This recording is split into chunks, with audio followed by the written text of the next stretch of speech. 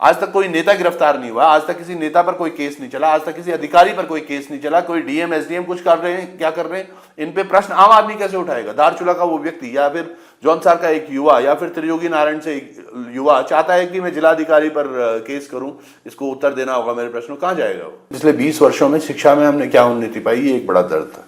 उस समय back of the mind था कि चुनाव भी लड़ूंगा। एकदम से बॉबी ने बोला, यार मैं सोच रहा हूँ लोकसभा लड़ते। मैंने कहा पागल हो गया, मैंने कहा 27 में अगर प्लान ही करना है तो 27 में करो, तो तुम्हारा ग्राउंड बना देंगे। गलत नीतियां हैं सरकार की। धन सिंह रावत जो मंत्री पद पर है, सबसे बेकार व्यक्ति हैं वो। पहले बेटी को बनाया, फिर बेटे को चुनाव लड़वाया, वो भी हारे। अब दूसरे बेटे की तैयारी हो रही थी कहीं से किसी सीट पर, उनके खुद के 2-3-4 चुनाव पीछे देखो तो वो सब में हारे हैं। उन्होंने ये भी कहा है कि इनको चुनाव लड़ने के लिए इतना फंड कहाँ से आया? खाओ पियो चाहे मर्जी जिसका, आपको पता होना चाहिए वोट आपने 5 नंबर हीरा पर दबाना है। गद्दार उनको मैं बोलूंगा, केदारनाथ के गद्दार हैं वो। सोचिए ना, एक मुख्यमंत्री एक लोक विधानसभा चुनाव में 8-10 बार बाहर आ रहे हैं, क्या मतलब बनता? इतना सारा झूठ परोस रहे हैं, क्यों बनता है ये? आप शायद खुद भी झूठ कह रहे हैं, झूठ परोस रहे हैं। और एक कलयुगी रावण आज भी है जो बोल रहे हैं कि केदारनाथ को हम दिल्ली ले जाते हैं। कि क्या पत्रकारिता अलग होगी? हाँ, पत्रकारिता छोड़ दिया जाएगा। पर हाँ, एक थर्ड फ्रंट की आवश्यकता जरूर है उत्तराखंड में, और मुझे लगता है ये सही समय है भाजपा कांग्रेस को यहाँ से बाहर का रास्ता दिखाने के लिए। प्रमोद चौहान जी है, उनका एक सवाल है, यदि आप भविष्य में केदारनाथ से विधायक बनते हैं तो आप अपने आप को कांग्रेस और भाजपा से कैसे अलग रख पाएंगे? यहाँ के स्कूलों की शिक्षा देखने, अरे पागल हो तुम या पागल बना रहे हो जनता को? वहां टेम्परेचर यहाँ से ज्यादा -17 -18 डिग्री टेम्परेचर होता है, यहाँ तो फिर भी नहीं इतना है। तुम्हें यहाँ तो ठंड लग रही है, वहां क्या पकोड़े तलने जा रहे हो? और वही पकोड़े तल के आए हैं वहां से क्लस्टर स्कूलिंग का सीख के। अरे वहां क्लस्टर स्कूलिंग का मतलब कुछ और है। इन्होंने एजुकेशन क्यों ठप कर रखी है? ताकि इनका धंधा चलता रहे। आप समझो, जो हरीश रावत बात कर रहे थे कि इसके बाद धन बल कहां से आ रहा है, मैं बोलता हूं हरीश रावत जी के पास कहां से धन बल आ रहा है? रोष या दोष जो है वो लोगों का भी तो है। जब चुनाव का समय आता है उन्हें मौका मिलता है बदलने का। जिला पंचायत अध्यक्ष समझिएगा आप, ये इनको प्रशासक बनाना ये बड़ा, और कितना गया है क्या गया है ये तो वाकई बड़ा प्रश्न है। क्या किसी खास पार्टी ने पैसा दिया था कवर करने के लिए? होता क्या है, जब आदमी उठने लग जाता है ना, तो तब आरोप लगाना बहुत आसान है। उसने तो लिखा कि 5-5.5 लाख रुपए मांगे। मैं बोल रहा हूँ 15 लाख रुपए मांगे, 50 लाख रुपए मांगे, तुमने दिए क्या? 400 से 450 हुआ था, स्मृति ईरानी बाहर आके बैठ गई थी सिलेंडर पर, ये महंगाई हो गई, महंगाई हो गई, महंगाई हो गई। मैं बता रहा हूँ ये आने वाला जो है ना यात्रा, ये चैलेंज हो जाने वाला है अभी आशा नौटियाल जी के लिए। इनको पहली बार पता चलेगा कि हाँ विपक्ष में कोई लड़का है जो बात कर रहा है, क्योंकि ये नहीं तो मित्र विपक्ष खेलते रहते हैं। नमस्कार, मैं शोंडवाल हूँ और आप ट्राइपॉड प्रोडक्शन देख रहे हैं। तो स्वागत है एक नए इंटरव्यू में। आज हमारे साथ स्वतंत्र पत्रकार, केदारनाथ विधानसभा से निर्दलीय प्रत्याशी रहे और वर्तमान में उत्तराखंड की राजनीतिक गलियारों में एक चर्चित नाम त्रिभुवन चौहान जी है। तो चौहान जी स्वागत है। बहुत बहुत धन्यवाद आपका, प्रणाम जी। जिससे पहले मैं सवालों का सिलसिला शुरू करूं, मैं चाहता हूं कि आप मुझे बताएं कि त्रिभुवन चौहान कौन है? त्रिभुवन चौहान एक समाज में वो व्यक्ति जो चाहता है कि समाज में सभी चीज़ें अच्छी रहें, खासकर उन लोगों की आवाज़ बनकर हम निकलें जिनकी आवाज़ कोई नहीं सुनता। अक्सर आज हमारे पूरे प्रदेश में ही नहीं, मैं कहूँ देश में, जिसके पास पैसा है, जिसके पास धन है, उसकी बात हर कोई करता है, उसकी बात हर कोई सुनता भी है। लेकिन एक वर्ग वो है जिसके पास पैसा नहीं है, वो अपनी रोज़मर्रा की ज़िंदगी में बहुत उलझा हुआ है, लेकिन जब उनको कोई समस्याएं आती हैं तो उनके पास तब भी कोई नहीं होता। तो त्रिभुवन चौहान वो व्यक्ति है जो चाहता है अपने संसाधनों से जहाँ तक पहुँच सकूँ, निस्वार्थ भाव से उन तमाम लोगों तक पहुँचा जाए, उनकी आवाज़ बनूँ, ताकि उनको एक कॉन्फिडेंस आए कि हाँ वो भी जीवित हैं और कोई है उनके लिए सुनने के लिए। लोगों की आवाज़ बनने का सपना था क्या बचपन से था? सवाल मेरा ये है कि पत्रकारिता में कैसे आए? ये बड़ा प्रश्न है। देखिए, इंजीनियरिंग बैकग्राउंड से हूँ मैं, इंजीनियर हूँ और काफ़ी सारी कंपनीज में भी काम किया। मुझे नहीं पता, बैक ऑन द लूप कभी अगर सोचें ऐसे तो चैनल वी और एमटीवी कभी आता था तो लगता था यार ये वीडियो जॉकी जो आते हैं बड़ा अच्छा लगता था देखने के बाद। वो आते थे, थोड़ी देर बात करते थे, फिर गाना चलता था। फैसिनेटेड, हाँ, गॉट फैसिनेटेड। पर वो कभी बैक ऑफ द लूप था, कभी सोचा नहीं वैसा। लेकिन जो जो बड़े हुए, अब क्योंकि स्कूल में भी थे तो डिबेट्स वगैरह में अच्छा पार्टिसिपेशन था, इंजीनियरिंग के दौरान भी डिबेट्स अच्छा करते थे और तमाम चीज़ें थी। और फिर इंजीनियरिंग बहुत कुछ सिखाती है, और ख़ासकर कम्युनिकेशन तो यकीनन वो समझाती है आपको कि कैसे डिफरेंट इन्वायरमेंट में आप अपने आप को सही से ढाल पाओ ताकि जनता आपको सुने या आपके क्लाइंट आपको सुने। तो उसके बाद जब ये सब चीज़ें हो रही थी तो 2013 के दौर में एक एनजीओ के माध्यम से मैंने कुछ हमारे यहाँ स्कूलों का भ्रमण किया। तकरीबन 317 स्कूल में विजिट किए मैंने उत्तराखंड में गवर्नमेंट स्कूल, जहाँ मैंने देखा कि यार 2001 में अगर मुझे पता था कि यार मैथ्स वाला हूँ मैं, तो मैं ग्रेजुएशन में इंजीनियरिंग ऑप्ट कर सकता हूँ, या फिर अगर कोई साइंस बायो वाला है तो वो मेडिकल लाइन में जाएगा, क्योंकि मैं मैथ्स से था तो, और चाचा जी हमारे आर्मी में थे, तो एक ये पता था एनडीए भी कुछ चीज़ है। और यकीनन 2001 के बाद मेरा टाइम था 2001 का, 2013 में मैंने ये स्कूल विजिट किए, तो 2013 में भी युवाओं का और बच्चों के पास इससे ज़्यादा कुछ और नहीं था समझने के लिए। तो बड़ा दुख हुआ कि आज 12 साल बाद भी हम वहीं हैं, हमारा वो युवा वही है। और आज यकीन मानिए आज 2024 हो गया है, आज भी आप अधिकतम गवर्नमेंट स्कूल में जाएंगे, बच्चों को बहुत सारी चीज़ें नहीं पता। हाल वही है लोगों तो के पिछले 20 वर्षों में शिक्षा में हमने क्या उन्नति पाई, ये एक बड़ा दर्द था जिसको लेकर हम गए आगे, और बहुत सारी चीज़ें हमने की। कोविड का दौर था जब लोकार्पण शुरू हुआ, उससे थोड़ा पहले, पर कोविड के दौर में मतलब एक पहचान मिलनी शुरू हुई, क्योंकि वो दर्द तो था आवाज़ उठाने का और आवाज़ बनने का।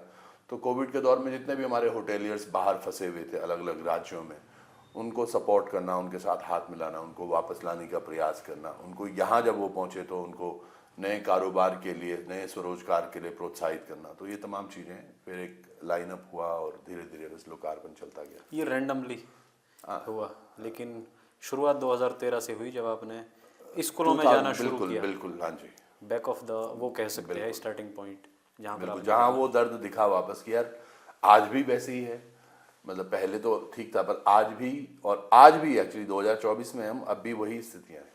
तो हमारे शिक्षा को लेकर बड़ा एक, क्योंकि मैंने एक देखा है, मैं एक नॉर्मल फैमिली से हूँ। हमारे गांव में जब स्कूल था तो गांव में 11वीं 12वीं तक तो सड़क ही नहीं आई। गांव का नाम देवर है ना, तो 11वीं 12वीं तक सड़क ही नहीं आई थी। तमाम चीज़ें थी ऐसी कि जब हम देखते थे यार कि ये हो क्या रहा है, और आज भी वही परिस्थितियाँ हैं, तो बड़ा दुख है। शिक्षा अगर नहीं बदली तो यकीनन बहुत अच्छा नहीं होने वाला समाज। आज कट्टरपंथी की बातें होती हैं सर जी, बोलते हैं कि यार कि कोई कट्टर बन रहा है, पर मुझे लग रहा है अगर एजुकेशन है तो वो कट्टरपंथी हट जाएगी। एजुकेशन आपको मोल्ड करती है। एक बच्चा था अंकित राज, अभी वो एसडीएम बने हैं, तो कितनी मेहनत वो करी होंगी, एक ऐसी बैकग्राउंड से आते हैं, लेकिन अब जाति बहुत अलग हो गई है। उनकी एजुकेशन ने उनको एक नया लाइफ दे दी, उन्हीं को नहीं, उनके पूरे परिवार को और आने वाली पीढ़ी को भी। तो मैं समझता हूँ अगर एजुकेशन इम्प्लीमेंटेशन अच्छी हो गांव सुदूर क्षेत्रों में, तो चीज़ें अपने आप ही लाइन अप होती चली जाएंगी और बहुत अच्छी लाइफस्टाइल होगी। क्या जब आपने ये शुरू किया, लोगों की सपोर्ट करा, कोविड-19 में अपने होटलियर भाई जो बाहर फंसे थे उनको अलग अलग तरीके से सहयोग किया, उस समय बैक ऑफ द माइंड था कि चुनाव भी लड़ूंगा?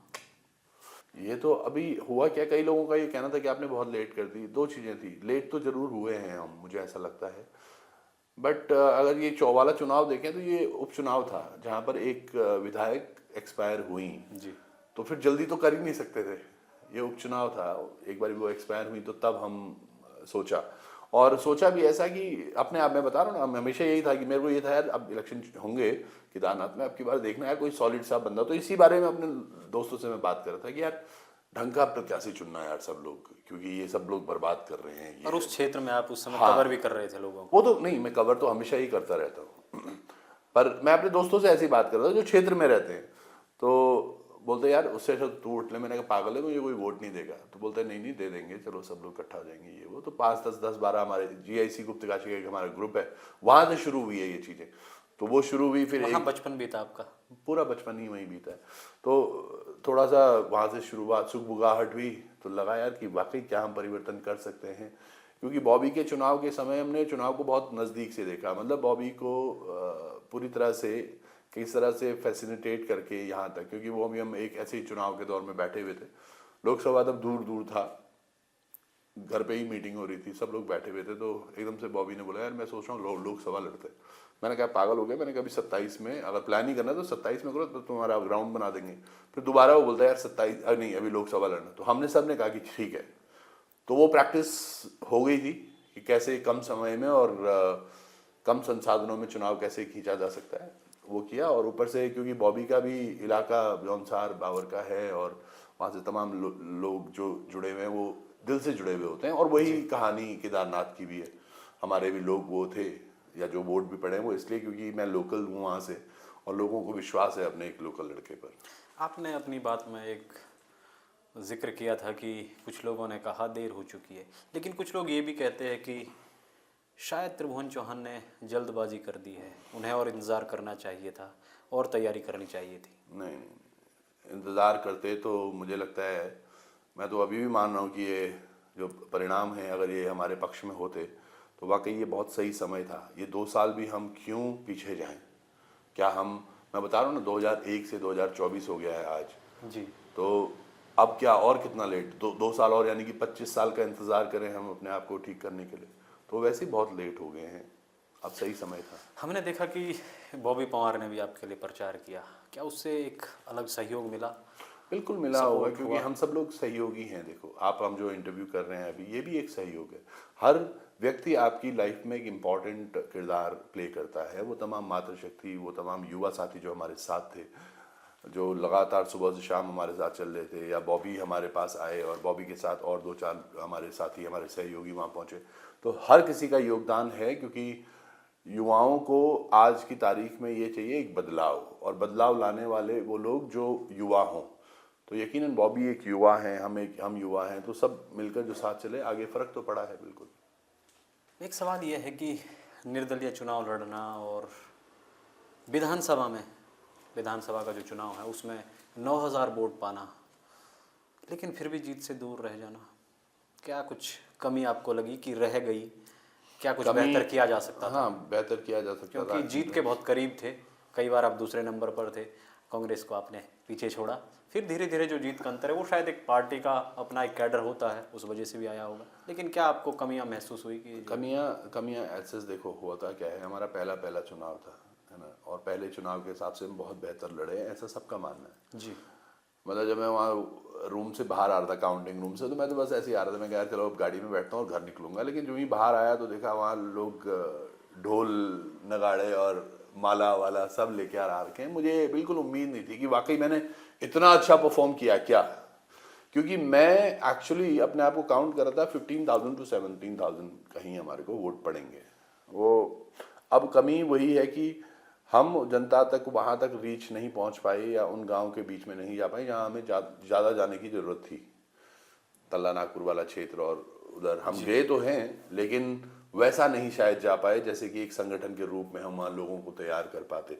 हर बूथ से वोट पड़ी है हमें, ये एक बड़ा पॉजिटिव मैसेज है कि हर गांव तक हमारी रीच है। और अब पहले 1 से शुरू किया था, 10,000 तक पहुँचे हैं, अब 10,000 से आगे आसमान है।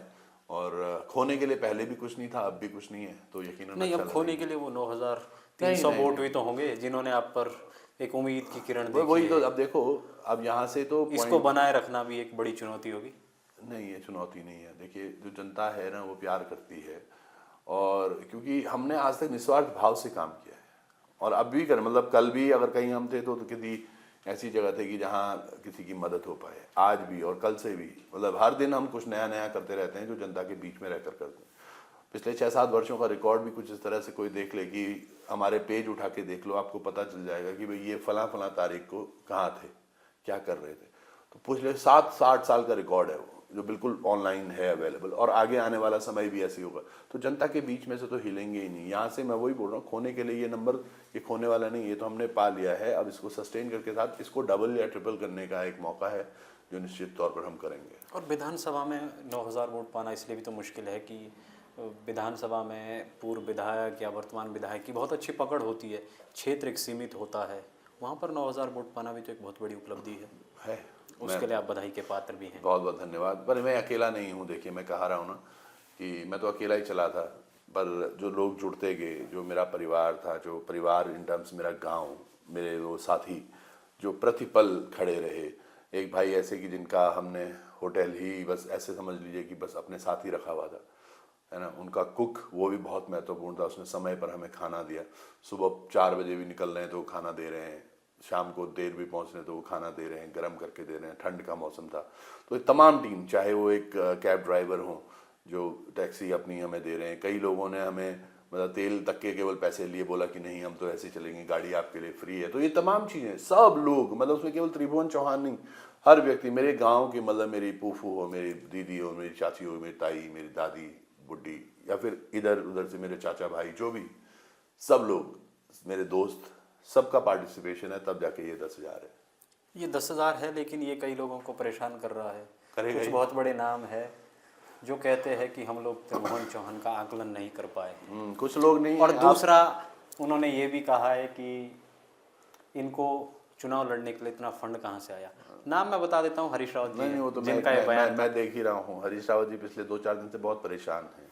परेशान होना भी लाजमी है, बेचारे इतने समय से अपने बेटों की भूमिका बना रहे हैं। अब उनके बेटों के जो एक उन्होंने तैयार किया था प्लेटफॉर्म, उस पर बाहर से कोई भी आके बैठ जाएगा तो उनको बुरा तो लगेगा, छटपटाहट है वो। क्योंकि ये समझिए ना, पहले बेटी को बनाया, फिर बेटे को चुनाव लड़वाया, वो भी हारे। अब दूसरे बेटे की तैयारी हो रही थी कहीं से किसी सीट पर, उनके खुद के 2-3-4 चुनाव पीछे देखो तो वो सब में हारे हैं। क्या करें, वो खिसियानी बिल्ली खंबा नोचे वाला सीन चल रहा है। तो किसी तरह वो प्रयास कर रहे हैं कि बचाएं, या लोगों को एक काम करते हैं, दुष्प्रचार कर लेते हैं त्रिभुवन चौहान का। मैं बोलता हूँ किसी भी चुनाव को लड़ने के लिए आपको पैसा नहीं चाहिए, हमें तो नहीं चाहिए था। और यकीनन बड़े से बड़ा चुनाव, मैं लोकसभा का भी, बॉबी के चुनाव में भी बहुत सारा पैसा खर्च नहीं हुआ, और अभी तो बिल्कुल भी नहीं हुआ। तो क्योंकि लोग ना प्यार कर रहे थे यहाँ से, हमने बोला था भैया ऐसा है, खाओ पियो चाहे मर्जी जिसका, आपको पता होना चाहिए वोट आपने 5 नंबर हीरा पर दबाना है। तो लोगों ने माना भी, वो खाया पिया भी सबका, पर वोट उनको पता था कहाँ देना है। तो प्रचार प्रसार के लिए ये पार्टियां हैं ना, पैसा खर्च करने के लिए। हमें तो दिल से कनेक्ट करना है लोगों को और दिल के वोट लेने हैं। क्या आपके कोई लंगर नहीं चले थे जहाँ खाया पिया जाए? नहीं, लंगर ऐसा मतलब आपके हमारा वही मैं बता रहा हूँ, वो होटल उधर में खाओ वोट इधर, वो होटल में ही था जो जहाँ पर हम शाम को दाल सब्जी बनाते थे। लोगों के सहयोग से, लोगों के सहयोग से, पूरा सहयोग से हुआ है। और जनता देखो ना, स्वतः मैं बता रहा हूँ, कतिपय जगह ऐसे हुआ है कि लोग ना बढ़ चढ़ के अपनी गाड़ियां, भाई साहब गाड़ी क्यों नहीं ले जा रहे हो आप। अब वो गाड़ी में पंगा क्या हो रहा था, उसका पहले परमिशन लेनी पड़ रही थी, ये लेनी पड़ रही थी, तो उस चक्कर में चुनाव में इस्तेमाल हो रहा है। हाँ, उस चक्कर में वो गाड़ियां भी नहीं ली। तो लोग, यार भाई साहब आपने हमारी गाड़ी भी नहीं ली, तो लोग अपनी तरफ से ही गाड़ियां दे रहे थे, ये दे रहे थे। और देखो और पार्टियों में लोग बोलते हैं भाई साहब यार हमारी गाड़ी नहीं ले जानी, वो जबरदस्ती उसको अक्वायर कराते हैं। हमारे साथ तो बिल्कुल उल्टा था। लेकिन वही जनता एक तरफ तो सरकार की आलोचना करती है, बहिष्कार भी कर दी है, लेकिन जब वोट देने की बारी आती है तो फिर उन्हीं लोगों को सत्ता में चुनती है। क्या कहना है ये जनता दरअसल का? क्या है ना, कुछ हमारे बीच हैं मोल्स, यानी कि गद्दार, उनको मैं बोलूँगा। केदारनाथ के गद्दार हैं वो, बाबा के गद्दार हैं वो क्या करते हैं, वो जाकर जनता के बीच में ही जनता को छलने का काम करते हैं। उन्होंने साल भर 2 साल भर 4 साल कुछ नहीं करते, वो लास्ट में जाके, और अपने ही लोग होते हैं, उनको बहुत आसान होता है, ए बॉडी मैं तय दिन नहीं छोड़ते मुँह, अपने तरीके से उसको थोड़ा सा बहलाया फुसलाया, कोई बात नहीं मैं कर दो लूँ, ये ले तो 1000 रुपये तक, मतलब इन्फ्लुएंस जो मिल गया, एक बॉटल ले ले और 4 तेरी वोट हैं, ये तेरी हो जाएंगी, 1000 रुपये, बाकी तू काम जो भी बोलिए मैं। अब पहाड़ का आदमी बड़ा बोला है ऐसे, आप उसको दिखता है यार ये, हाँ यार ये पड़ोस के गांव का ही तो है, ठीक ही बोल रहा होगा। उस चक्कर में वो इन्फ्लुएंस जो किए हैं इन्होंने वोट, वो बड़ा घातक है। पर अब की बार हमारा एक चैलेंज वोट से पहले ये रहेगा कि 1-1.5-2 साल जो हैं, इसमें कम से कम 1 साल हम जनता को ये समझाएं कि वो तुम्हारे बीच से भी हो सकती है वो काली भेड़ जो आपको दूषित करने का काम करेगी। कहीं मुर्गा चल रहा है, शराब चल रही है, पैसे चल रहे हैं, ऐसे चुनाव नहीं होने चाहिए। मैं ये मान के चलता हूँ कि जब मान लो आप सुभाष चंद्र बोस जब चले थे, उनका भी अकेले चलने वाला नारा था, तो उन्होंने शराब या मुर्गा या पैसा नहीं बांटा होगा, जो उनके पीछे लाखों लोग चल पड़े थे। आज वो वापस से ये पेट दर्द जो हो रहा है हरीश रावत जी का या भाजपा में किसी नेता का या किसी और का भी, उनका दर्द वही है कि ये नेता वाकई उठ गया है अब, जिसके पीछे लोग स्वतः ही गए हैं बिना पैसों के, बिना खर्चे के, बिना दारू के। तो ये इनके लिए चिंता ज़्यादा वो है। सोचिए ना, एक उपचुनाव जहाँ सरकार का पूरा तंत्र लगा हुआ है कि सबको लग रहा होगा कि आशा नौटियाल ये चुनाव लड़ी थी, ऐसा सत्य नहीं है। चुनाव धामी जी का था। अगर धामी जी ये सीट नहीं बचा पाते तो इस्तीफा कहीं ना हो जाता उनका मुख्यमंत्री पद से। अभी हलचल चल रही होती सत्ता की हाँ, गलियारों में। अभी तो बहुत सारा कुछ, तो इसीलिए उन्होंने जो भी था ये सब, सोचिए ना, एक मुख्यमंत्री एक लोक विधानसभा चुनाव में 8-8 10-10 बार आ रहे हैं, क्या मतलब बनता है? इतना सारा झूठ परोस रहे हैं, क्यों बनता है ये?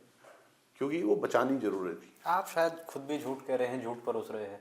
धामी जी तो कहते हैं कि मैं बाबा केदार की कसम खाता हूँ, सौगंध खाता हूँ। हाँ, देखो कितना बड़ा झूठ बोला। झूठ था क्या ये? उसी के साथ साथ वीडियो भी चलाया था, आपने शायद एक वीडियो नहीं देखा होगा। पहला वीडियो था जिसमें वो बोल रहे थे कि ये शिला का हमने ऐसा शिलान्यास किया, और दूसरा वीडियो ये था मैं कसम खाता हूँ मैंने ऐसे कुछ नहीं किया। तो एक्चुअली पापी तो यहीं बैठे हुए हैं। मैं बोलता रहा हूँ कि रावण एक था ना, रावण ने क्या किया था? केदारनाथ तो चलो अब हम मान रहे हैं, रावण ने तब जो हमारी कैलाश पर्वत था जी। उसको एक बार हिलाना शुरू कर दिया कि मैं यार कैलाश को लंका ही लेके चला जाता हूँ, यहाँ बड़ा दूर आना होता है पूजा के लिए। तो वो रावण, उसका भी सत्यानाश हुआ, अभिमान। उसका अभिमान, उसका अहंकार सब टूट गया। और एक कलयुगी रावण आज भी हैं जो बोल रहे हैं कि केदारनाथ को हम दिल्ली ले जाते हैं, है ना, और फिर उसके बाद झूठ भी बोल रहे हैं। और आपको मैं एक और चीज बता दूं, इसके बाद लगातार दो जो लास्ट की 3 सभाएं थी उनमें उन्होंने माफी भी मांगी है, जनता से माफी भी मांगी है कि मुझसे गलती हो गई, मुझे माफ कर दो। वो एक मीम आता है ना, मुझसे गलती हो गई मुझे माफ कर दो, वैसा। तो पहले आप झूठ बोल रहे हो, फिर उस झूठ की सौगंध ले रहे हो। अरे बाबा कहाँ से माफ करेंगे? आपने अभी अपनी बातों में ही मैं जो समझ पाया, आपने कहा कि अगले 1-2 साल जो है हमें तैयारी करनी है, लोगों को समझाना है। मतलब आप विशुद्ध रूप से अब नेता बन चुके हैं। हाँ, बहुत समय से देख रहे होंगे आप, माइक वाला वो वाला उठाया नहीं है। मेरा भी यही सवाल है कि क्या पत्रकारिता अलग होगी? अब हाँ, वो माइक पत्रकारिता छोड़ दिया जाएगा? नहीं, छोड़ा नहीं जाएगा, उससे लगाव हमेशा है। लोकार्पण एज इट इज, क्योंकि लोकार्पण एक चैनल है जिसके जनता भरोसा करती है, जनता विश्वास आप उसके संस्थापक हैं लोकार्पण के। बस हम एक संस्थापक हैं, अब संरक्षक भी रहेंगे, देखते रहेंगे किस तरह से लेकिन चल रहा है। खुद ग्राउंड पर वो उतरूंगा, माइक, कभी जरूरत पड़ेगी तो यकीनन। मतलब क्या होता है ना, अंदर से एक बुलबुलाहट सी होती है कि ये तो मैं ही कर सकता हूँ। अच्छा, वैसा जैसे अभी एक खबर आई है, उस पर भी मैं जाऊंगा। मतलब नेपाल मूल का एक युवा है जो कोई महिला को भगा कर लेके गया 2-3 बच्चों के साथ।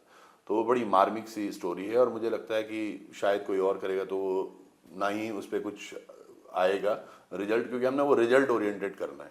इस पर तो चलो आप कर भी सकते हैं, लेकिन जो पॉलिटिकली हाँ, पॉलिटिकली नहीं करूंगा, अप्रोच मतलब रहेगा पॉलिटिकली नहीं वो करूंगा, शायद क्योंकि ठीक भी नहीं रहेगा। बिल्कुल लोगों को भी और लगेगा अगर कि आप वो यार, करेंगे तो हम आपसे फिर सवाल भी पूछेंगे, बिल्कुल बनता है, क्योंकि पहले हम हमेशा क्योंकि सवाल, इसमें आप बहुत इन्फ्लुएंस कर सकते हैं बिल्कुल। जनता को, आप डायरेक्टली कनेक्ट होते हैं। बिल्कुल बिल्कुल, हम देखिए पॉइंट क्या है कि आज तक ना कभी भी हमने इन्फ्लुएंस करने के लिए कोई वीडियो किया ही नहीं। हमने जो वीडियोस किए हैं वो सत्य रखा है सामने कि भाई साहब ऐसा हो रहा है और ये दिख रहा है ना। पर अब आगे प्रयास यही रहेगा कि हम किसी भी चीज़ को, जिस चीज़ को भी उठा रहे हैं उसमें बड़ी शालीनता हो, बड़ी गंभीरता हो मुद्दों में, और जनता के हितकारी मुद्दे हों जिस पर हम बात करेंगे। क्या बॉबी पवार, त्रिभुवन चौहान का साथ आना, मोहित डिमरी, प्रांजल नौडियाल, लुशुन जैसे युवाओं का संघर्ष करना, क्या एक तीसरे मोर्चे की तरफ सोच रहा है? बन सकता साथ मिलकर कुछ कार्य किया जनता बोल रही है, जनता की डिमांड भी है सभी क्या लोगों कभी आपने भी कुछ ऐसा सोचा है, या कभी आप लोग सब बैठे हैं मिलकर? हाँ, मैंने पहले भी कहा था आपको, लोकसभा चुनाव के दौर में, उससे भी पहले हम बैठे थे, हम बैठते रहते हैं, आज से नहीं बहुत समय से, और लगातार बातें चलती रहती हैं। इस पर भी वार्तालाप होनी शुरू हो गई है, और जब तक एक नए डिसीजन पर आते हैं तब सबको बताएंगे भी कि क्या है वो डिसीजन। पर हाँ, एक थर्ड फ्रंट की आवश्यकता जरूर है उत्तराखंड में, और मुझे लगता है ये सही समय है भाजपा कांग्रेस को यहाँ से बाहर का रास्ता दिखाने के लिए। हो सकता है 27 वुड बी टू अर्ली, लेकिन 32 तक शायद काम हो जाए। ओके, क्या आपकी 27 की भी तैयारी है? 27 में फिर मैदान में होंगे चुनाव में? और क्या कर सकते हैं अभी, और करना भी चलिए, कैसे। एक सवाल आया है इसी के रिगार्डिंग, अगर आप 27 का चुनाव लड़ते हैं तो प्रमोद चौहान जी है, उनका एक सवाल है, यदि आप भविष्य में केदारनाथ से विधायक बनते हैं तो आप अपने आप को कांग्रेस और भाजपा से कैसे अलग रख पाएंगे? क्योंकि पूर्व में भी कईयों ने चुनाव निर्दलीय लड़ा, लेकिन जीतने के बाद जो है भाजपा और कांग्रेस की राजनीतिक विचारधाराओं में प्रभावित हो जाते हैं। खुद को कैसे अलग रखेंगे इससे? देखो पॉइंट क्या है, हमें आज तक लोग जो जानते हैं ना, वो हम अलग पागल से हैं, इसीलिए लोग जानते हैं। और आज भी भारतीय जनता पार्टी हो या कांग्रेस हो, अगर इनसे वाकई हमें कोई सरोकार होता है, इनसे बहुत प्यार होता है, अगर इन्होंने कुछ अच्छा किया होता ना, हम राजनीति में ही नहीं होते। ये 25 साल 24 साल आज उत्तराखंड को जो हो गए, ये इन दोनों दलों के पास ही तो था जी। इन्होंने किया क्या है? आज भाजपा में जितने मंत्री हैं सभी कांग्रेस के पुराने, ये यहाँ से अपनी सहूलियत के हिसाब से ये कभी भाजपा में होते हैं, कभी कांग्रेस में। इसलिए भाजपा कांग्रेस को मिलाकर भांगरेस भी कहते हैं कई बार। बिल्कुल, ये बड़ा अच्छा सही किया आपने, भांगरेस ही है ये। तो भांगरेस में जाने का मतलब मेरा तो है ही नहीं, मतलब समझ रहे हो आप, इनके इतर ही तो हम समझिएगा, अब हमें किसी से प्यार होता तो हम तो बोलते हैं कि यार ये ठीक कर रहे हैं, समझो। जब ये ठीक नहीं कर रहे हैं तभी तो हम उतरे हैं, और आज अगर उतरेंगे तो ये छोड़िएगा, मुझे तो लगता है इनके लोग ना हमारे साथ आना शुरू कर दें। मेरे को तो वो डर है कि हम उनको ना किस तरह करेंगे, क्योंकि हमें लगता है कि पुराने ये जो लोग हैं ना, जो वहाँ हैं, जो कई समय से कुछ करना चाह रहे हैं और कर नहीं पा रहे हैं, वो हमें भी अप्रोच करेंगे और कर भी रहे हैं। तो बस उनसे भी बचना है, क्योंकि कहीं ना कहीं उनमें वो पोषण तो है ही अभी। तो एक चुनौती ये भी है। बिल्कुल। चलिए, आपने शिक्षा की बात भी करी, जहाँ से आपने कहा कि एक मोटिवेशन मिला कि इस क्षेत्र में किया जाए। आज भी चिंताजनक स्थिति है पूरे ही पहाड़ों में। केदारनाथ विधानसभा की भी बात करें तो वहाँ पर जो पर्वतीय क्षेत्र है, वहाँ पर शिक्षा की स्थिति जो है, शिक्षकों की कमी तो हमेशा ही रही है। 25 सालों में कोई ऐसा शायद से स्कूल नहीं है जहाँ पर पूर्ण रूप से स्टाफ है। इस पर आपका क्या राय है और आप क्या कार्य करेंगे? गलत नीतियां हैं सरकार की। धन सिंह रावत जो मंत्री पद पर है, सबसे बेकार व्यक्ति हैं वो, जो पहाड़ के हितों की बात करते हैं, एक विधानसभा में बैठे हुए हैं, इतने मंत्रालय उनको दे रखे हैं। उनके तमाम मंत्रालय, खासकर दो की मैं बात करूं, शिक्षा और स्वास्थ्य, दोनों ही बहुत अधर्म है। आज इन्होंने शिक्षा, हमारे टाइम पे मैंने मतलब प्राइमरी स्कूल से मैंने पढ़ाई करी, 6वीं में जब थे तब ABCD शुरू की थी लिखनी, और फिर इंजीनियरिंग से पहले ऐसे कोई ट्यूशन्स का कोचिंग भी नहीं की थी। MLNR तब निकाला था मैंने 2001 में। तो यानी कि शिक्षक थे, अच्छे थे, वही तैयारियां भी करवाते थे, वही इतना कुछ कॉन्फिडेंस अंदर भर लेते थे कि हम निकल के आए और निखर के अच्छे बच्चे बने, भविष्य संवार सकते थे, है ना।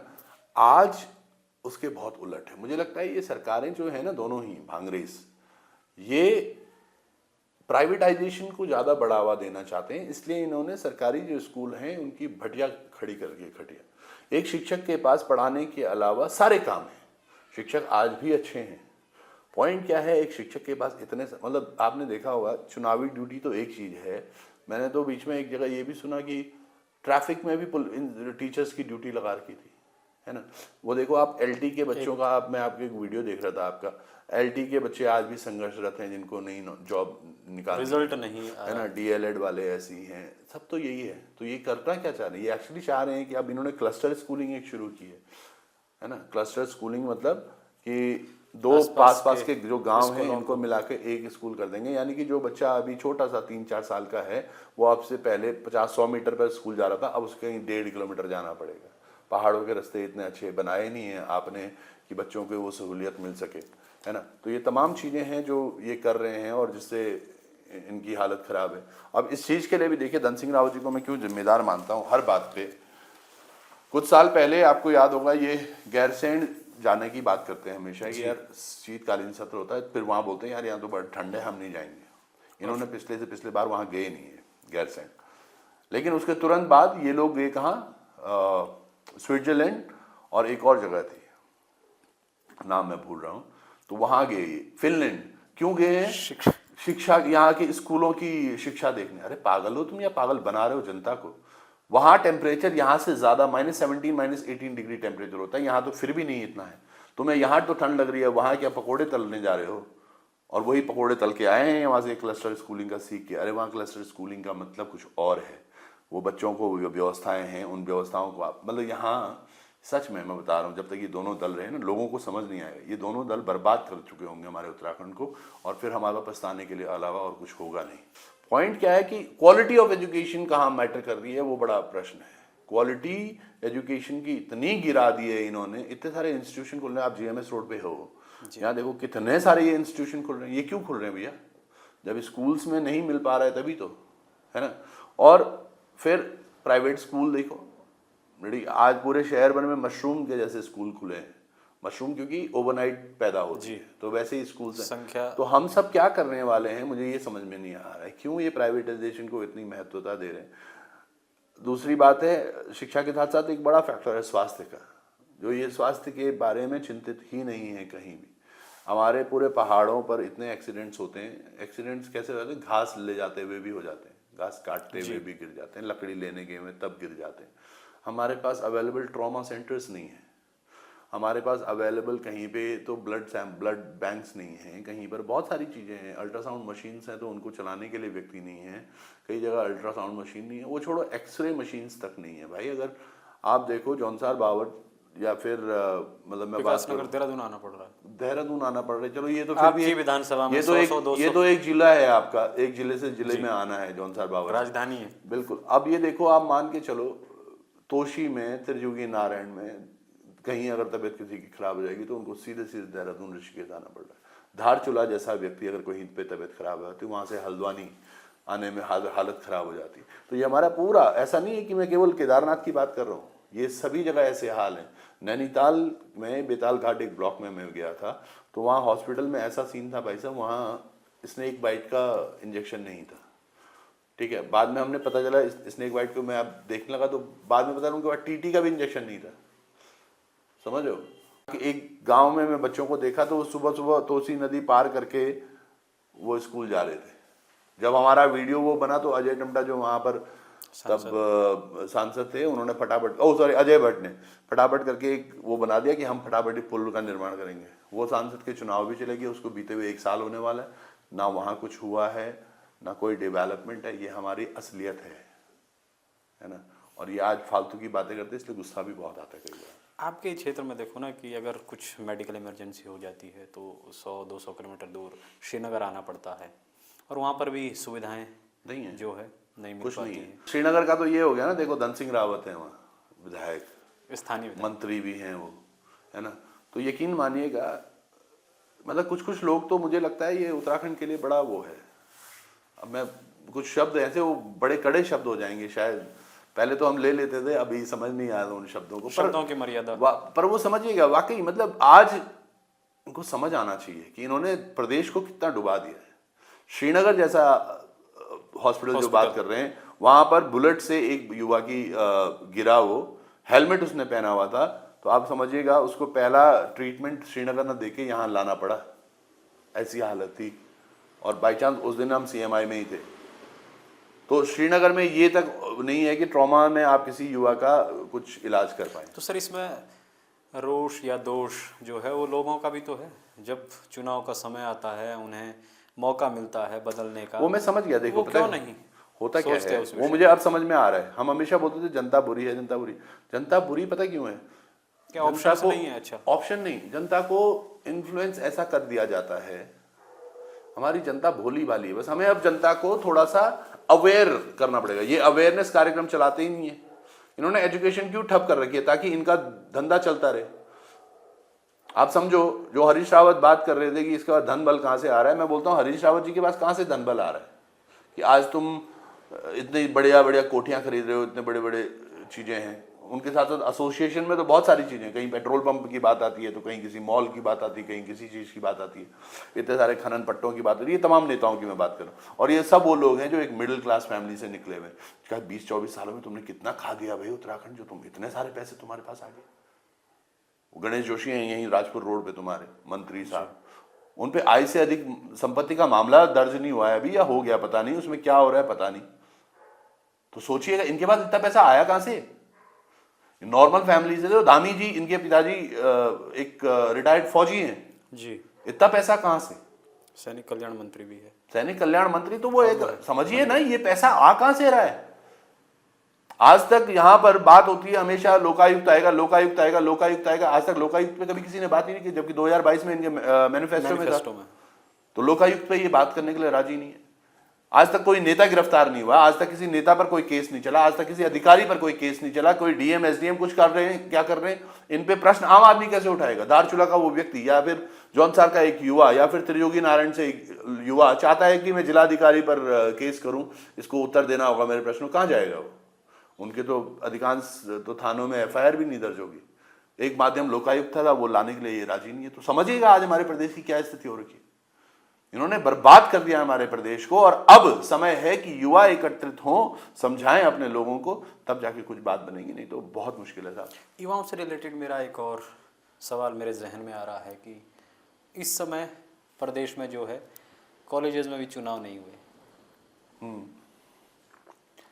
और पंचायत चुनाव का कार्यकाल भी खत्म हो चुका है, नगर निकाय का तो 1 साल से अधिक हो गया है। क्यों चुनाव नहीं करवा पा रही है सरकार? ये चुनाव तब कराते करवा नहीं पा रही या करवाना नहीं चाहती? ये चुनाव तब करवाते हैं जब इनके फेवर में चीजें हों। इनके फेवर में नहीं है अभी चीजें, ये हार जाएंगे सब जगह। एक चीज बताइए, प्रधानों को देखिएगा, अभी प्रधान पंचायत वाले जितने जिला पंचायत और ये तमाम लोग अभी धरने पर बैठे थे, प्रधान ज्यादा जी प्रमुखता से थे कि हमारा कार्यकाल बढ़ाया जाए, उनका तो बढ़ाया नहीं। पर जिसने सेटिंग से कुछ मोटा दे दिया अंदर, वो जाके अब जिला पंचायत अध्यक्ष, वो वहां पर वो प्रशासक बन गए। ये दोहरा मापदंड क्यों?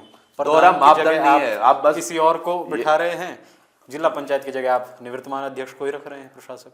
ये बड़ा मोटा गेम हो रहा है पीछे, अगर आप देखो। ये लोगों को अगर समझ में आए कि क्या हो रहा है, क्योंकि प्रधानों के पास देने के लिए वाकई है नहीं कुछ।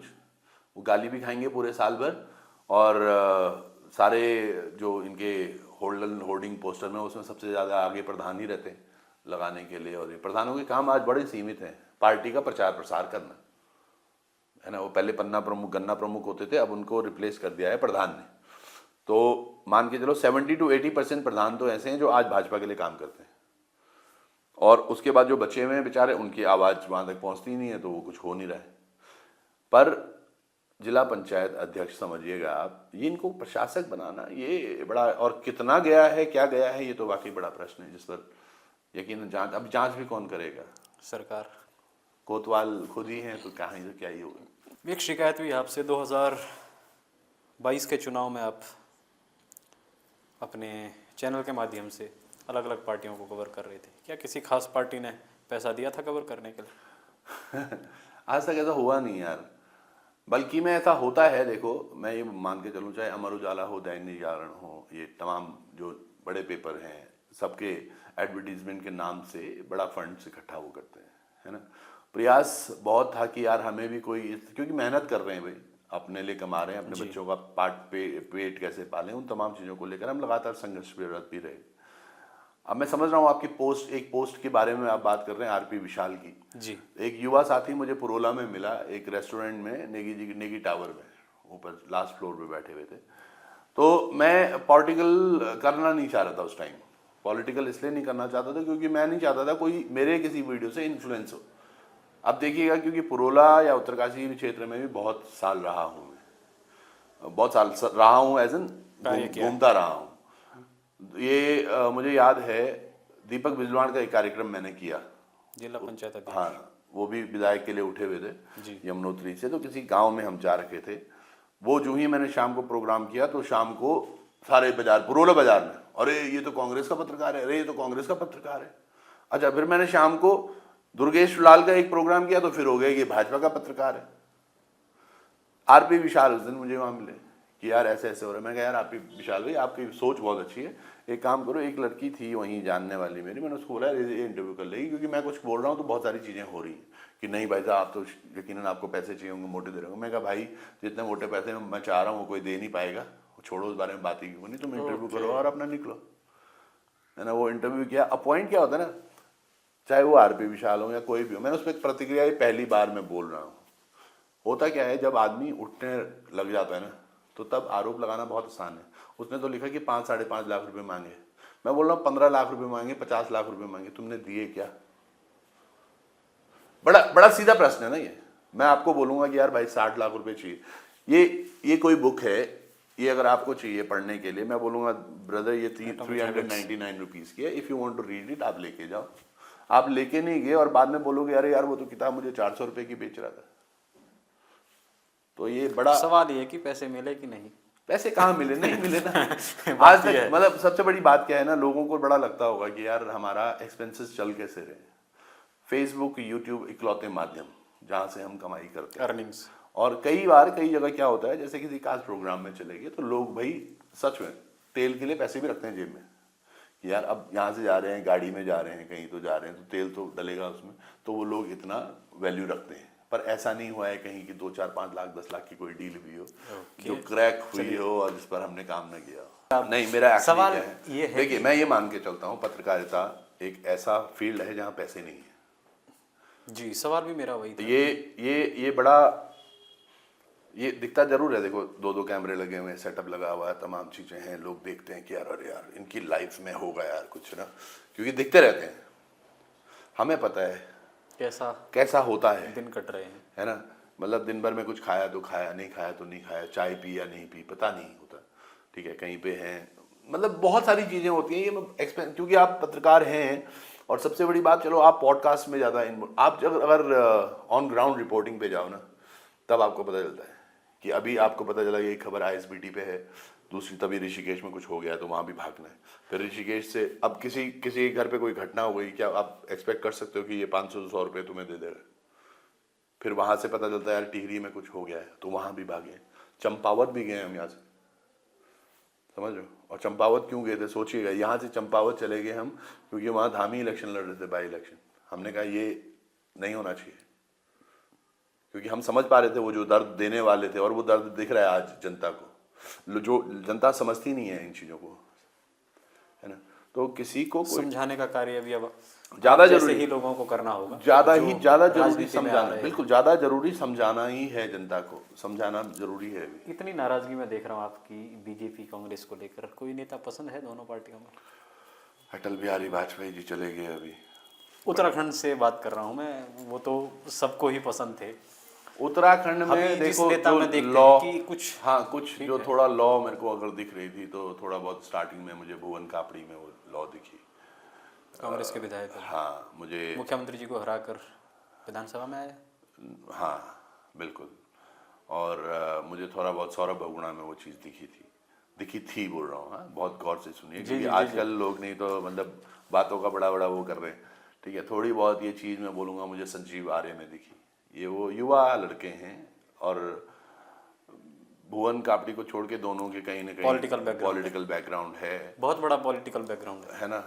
भुवन कापड़ी का इतना भी नहीं है, पर फिर भी ये मान के चलो ये वो युवा हैं जो वाकई जैसे थोड़ा बहुत मैं जो इनमें है वो यंग थिंकिंग करके, जैसे सुमित हृदय हैं, वो थोड़ा बहुत सोच रहे हैं कि यार हाँ युवाओं के लिए या फिर कुछ की, पर अनफॉर्चुनेटली वो ये इन्होंने राजनीति वो वाली सीखी है। मतलब सौरभ के साथ, मतलब मैं इतना बहुत नहीं, पर मेरे को हमेशा लगता है सौरभ बहुगुणा एक अच्छे नेता उभर सकते हैं, वो बस वो डिप डाउन में ख्याल से because of the political pressure around, या संजीव आर्य बहुत अच्छा लड़का है, बहुत अच्छा, बट वही है कि अप एंड डाउन और नीचे। तो युवाओं में जो अभी नए उभर रहे हैं, बॉबी अच्छा कर रहा है ना, मोहित के अंदर वो एक और सवाल जो आया है वो मैं पूछ लेता हूँ। वो मेरा सवाल भी है कि आजकल जो है वर्तमान में उत्तराखंड में मूल निवास और भू कानून की जो है मांग वो बहुत तेज हो गई है। मोहित डिमरी, प्रांजल नौटियाल और लुशन जैसे युवा जो है उसमें बड़ा संघर्ष भी कर रहे हैं। आपकी क्या राय है इस पर? एक सवाल ये भी है कि नवनीत सिंह राठौर जी का है, भू कानून पर क्या राय है और सरकार की मंशा आपको क्या लग रही है इसमें? सरकार की मंशा गोल गोल है, गोल गोल घुमाते रहेंगे, अभी 2-4 दिन में वो कुछ निकालने वाले भी हैं। जहाँ तक बात रही प्रांजल और मोहित और उन्होंने जो प्रयास किए, यकीनन बहुत अच्छा प्रयास था। पहले दिन से और लास्ट तक हम हर प्रोग्राम में उनके साथ थे, चाहे वो देहरादून की रैली हो, हल्द्वानी हो, फिर कोटद्वार हो, ये मैं क्रमिक बता रहा हूँ आपको, फिर टिहरी हो, फिर गैरसैंण और फिर हरिद्वार। इन युवाओं ने वाकई एक बड़ा जोरदार कार्यक्रम किया है, और यकीनन जनता को एक होप भी दिखी कि वाकई ऐसा कुछ होना चाहिए। बड़ा अनफॉर्चुनेट है कि हमारे यहाँ आज भी लोग भू कानून मूल निवास की मांग तो कर रहे हैं, पर मुझे पता नहीं क्यों लगता है ये खोता हुआ सा एक मुद्दा है, क्योंकि कुछ दिन में अभी धामी जी देखना एक ड्राफ्ट लेकर आ जाएंगे, जिसके बाद होगा कि वो भू कानून हो गया। मूल निवास की तब भी कोई बात नहीं हो रही है, क्योंकि मूल निवास अगर करेंगे तो इनके जो यहाँ बैठा रखे चाचा ताऊ हैं, तो हमारे कई सारे विधायक, मुख्यमंत्री तो खुद बाहर हो जाएंगे, वही है ना। तो इन तमाम लोगों को लेकर जो चीज़ें हो रही हैं ना, ये बड़ा डरावना है। हम चाहते हैं वाकई मूल निवास भू कानून हो, और बड़ी मुखरता से होना चाहिए। मुझे लगता है उससे भी इम्पोर्टेंट है इनर लाइन परमिट का होना, और उसके हिसाब से अगर चीज़ें बनाई जाएं, मतलब ये केवल राजनीतिक मुद्दा नहीं होना चाहिए जी, कि मूल निवास भू कानून मतलब मुझे बड़ा दुख होता है, आपको यकीन दिलाऊं, मैं 2 दिन पहले किसी को बोल रहा था कि मैं वापस से अंकिता भंडारी प्रकरण में सीबीआई की मांग रखूंगा, पर राजनीतिक नहीं। हम वो, क्योंकि मैं उस माँ से मिला हूँ बहुत बार, उनके घर पर जाके मैंने वो कंडीशंस देखी हैं, और रोते हुए पिता को, रोते हुए बिलखती हुई माँ को, उसकी दादी से भी मैं मिला था, दादी चली गई है ना। वहाँ क्या हो रहा है अब किसी को कोई मतलब नहीं है, क्योंकि राजनीति खत्म हो गई उस मुद्दे पे। तो ये जो राजनीतिकरण कर रहे हैं ना अलग अलग मुद्दों का, ये बड़ा दुस्वप्न है। एक सवाल मेरा आपसे लेकर जो है वो ये है कि केदारनाथ आज विश्वविख्यात है, खूब सारे पर्यटक आते हैं, लेकिन केदारनाथ विधानसभा में ही मदमेश्वर द्वितीय केदार है, क्यों इतना पॉपुलर नहीं है? अगर आप आते हैं तो उसको विख्यात करने के लिए आप क्या कार्य करेंगे और क्या करना चाहिए जिससे कुछ मुझे नहीं लगता है करना। कि पलायन भी रुकेगा? मैंने तो ये 100% बोला था। मैं आपको बताऊं, देखो ये मदमेश्वर वाली जो बेल्ट है ना जी, मैंने 1 2 3 4 5 6 मनसूना से किया है। तो मनसूना पहला पड़ाव है, वहाँ से आगे आप जाएंगे तो पहले बुर्रा पड़ा, फिर रावलेक आया, और फिर उनियाना, फिर रांसी, और फिर गोंडार, फिर मदमेश्वर। ये सड़क, मतलब मुझे याद है, मैं अगर पहली 2 की बात कर रहा हूँ तो इन अर्ली 91 92 तब भी वो सड़क वैसी थी, और आज भी वो सड़क ऐसी ही है।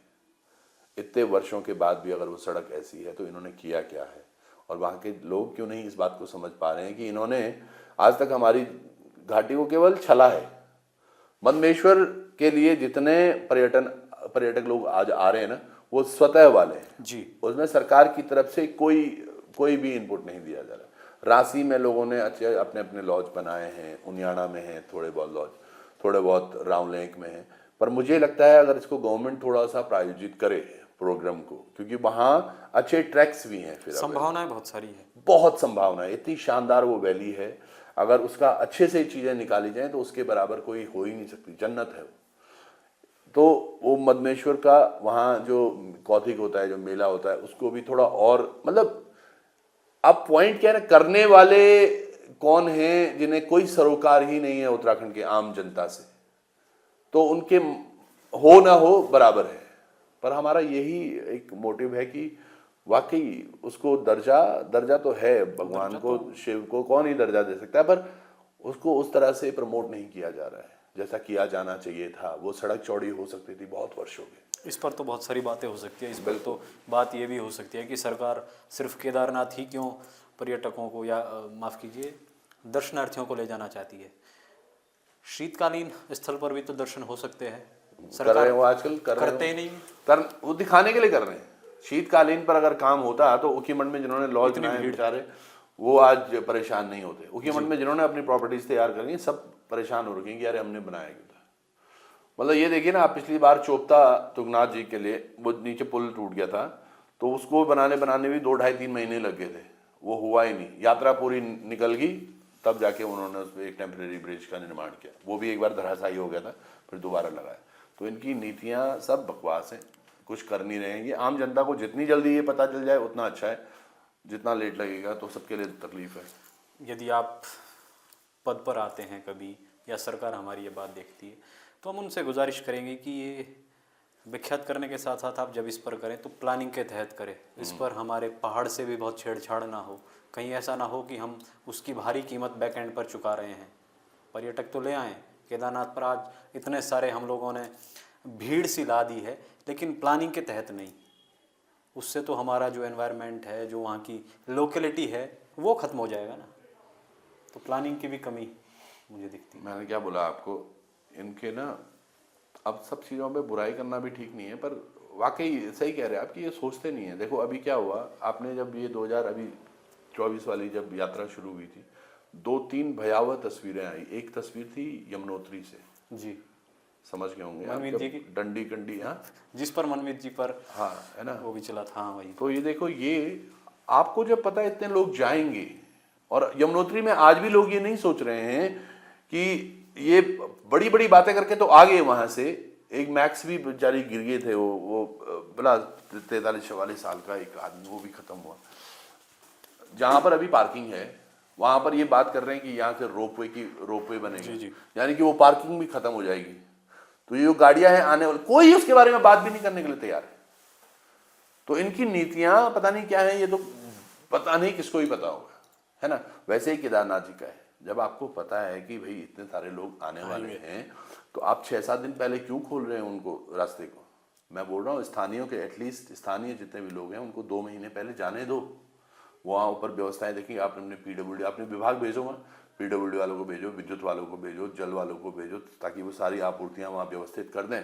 और जब यात्रा खुलने वाली हो उससे पहले सभी लोकल सब ऊपर हों पहले से ही, ताकि जब आप जाएं तो सब कुछ सुगमता मिले, व्यवस्थाएं बनी रहे। अब 5-7 दिन पहले आप यकीन मानिएगा, घोड़े खच्चर वाले रात को बेचारे 1:30, 2-2 बजे तक वहां पर इंतजार करते रहते कि सामान ऊपर ले जाना है। अब वो सामान ले जाएंगे, यात्रियों को ले जाएंगे, किस किस को जो ले जाएंगे, सभी चीजें अव्यवस्थित। तो यह व्यवस्था बिना सर पैर के लोग हैं जो ये कर रहे हैं, जिनको समझ नहीं आ रहा कि क्या करना है। बाहर की कंपनियों को इतने बड़े बड़े टेंडर दे दिए, जिला पंचायत की आप वहाँ भी देख लो, यही हाल यमुनोत्री में है, यही गंगोत्री में है, यही केदारनाथ जी में है। बद्रीनाथ जी में ये ज़्यादा पता इसलिए नहीं चलता क्योंकि बद्रीनाथ जी में सीधे सीधे आप सड़क के द्वारा सीधे वहाँ तक पहुँच जाते हैं, है ना। लेकिन अब व्यवस्थाएं सब जगह हैं। खच्चर की लीद को लेकर इतने टेंडर होते हैं, ये चाहे वो यमुनोत्री में हो चाहे केदारनाथ जी में हो, इतना पैसा जिला पंचायत को जाता है। कहाँ जाता है वो पैसा, जब आप कहाँ खर्च कर रहे हैं। आपने घोड़े खच्चर वालों को रात को रुकने के लिए उनके पास अपनी टेंट की अच्छी व्यवस्थाएं नहीं है, उनके लिए क्या व्यवस्थाएं होंगी। वो गर्म पानी की आप बात करते हैं कि गर्म पानी का हमने वो लगाया, कहाँ लगा रखे हैं, कहाँ आता है वो गर्म पानी, उसके बारे में कोई बात करने के लिए तैयार नहीं। मैं बता रहा हूँ, ये आने वाला जो है ना यात्रा, ये चैलेंज हो जाने वाला है अभी आशा नौटियाल जी के लिए। इनको पहली बार पता चलेगा कि हाँ, विपक्ष में कोई लड़का है जो बात कर रहा है, क्योंकि ये नहीं तो मित्र विपक्ष खेलते रहते हैं। विपक्ष हमेशा ही मजबूत होना चाहिए। बिल्कुल, हाँ, बीजेपी विपक्ष में बहुत मजबूत है जी। सिलेंडर 400 से 450 हुआ था, स्मृति ईरानी बाहर आके बैठ गई थी सिलेंडर पर, ये महंगाई हो गई। आज 1100 का सिलेंडर हो गया, कांग्रेस वाले कुछ बोल ही नहीं पा रहे। लोगों के सामने वो मंजर भी आ रहा होगा, वो फोटोज भी आ रही होगी, तो ये तो बोल भी नहीं सोचो ना, ये बोल नहीं पा रहे हैं। अभी रानी खेत का जो विधायक है, उनके भाई के पास असला मिला, नेपाल बॉर्डर पे वो पकड़े गए। करण महारा जो हमेशा बुराइयां करते रहते हैं, ये है वो है, करण महारा की वही सीट थी रानी खेत, वहीं से हारे वो, उस मामले में कुछ नहीं बोले भाई।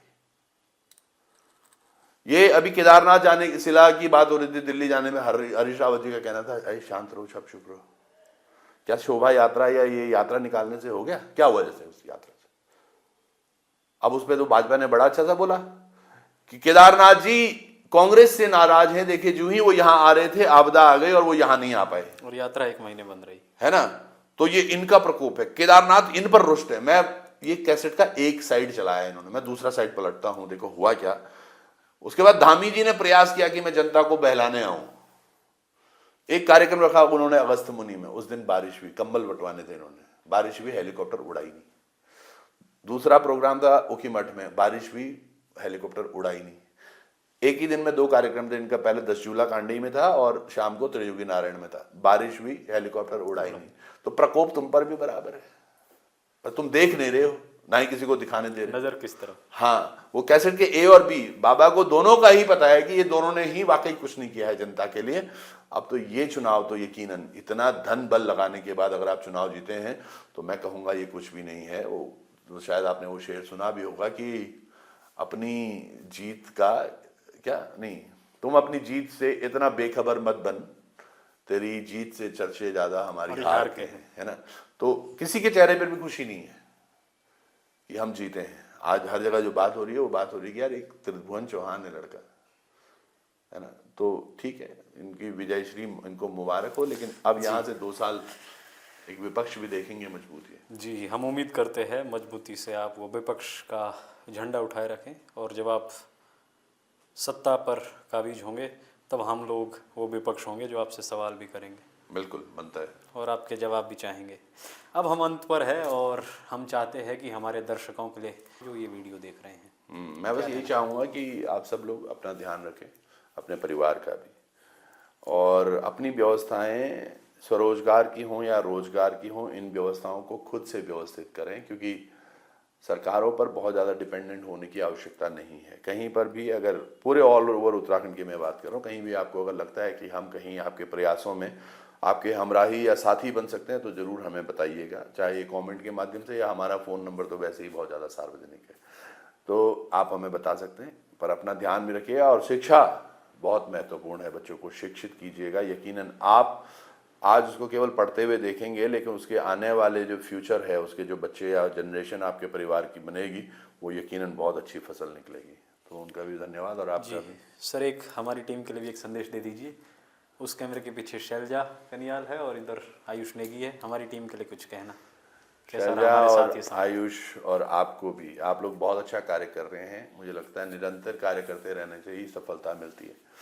हमें ये नहीं सोचना कि आज कम हुआ या कल ज़्यादा हुआ है। हर दिन धीरे धीरे होता रहेगा, आगे बढ़ते रहेंगे आप लोग, है ना। मेहनत बस करते रहिएगा और लालच कोई मत रखिएगा, है ना, कि यार इससे ऐसा हो जाएगा, इससे ऐसा हो जाएगा। एक्सपेक्टेशंस जितनी जीरो कर देंगे उतनी ही खुशियाँ होंगी आपको। बहुत बहुत धन्यवाद। धन्यवाद सर। और हमारे साथ आज त्रिभुवन चौहान थे। हमारे सवालों के उन्होंने बहुत साफ गोई से जवाब भी दिए, हमें खुशी हुई और हम उम्मीद करते हैं कि वो भविष्य में और बेहतर करेंगे। हमारी पूरी टीम और पूरे दर्शकों की तरफ से आपके भविष्य के लिए बहुत बहुत शुभकामनाएं। चौहान जी, आप भविष्य में बहुत अच्छा करें और अपने काम में नया मुकाम हासिल करें।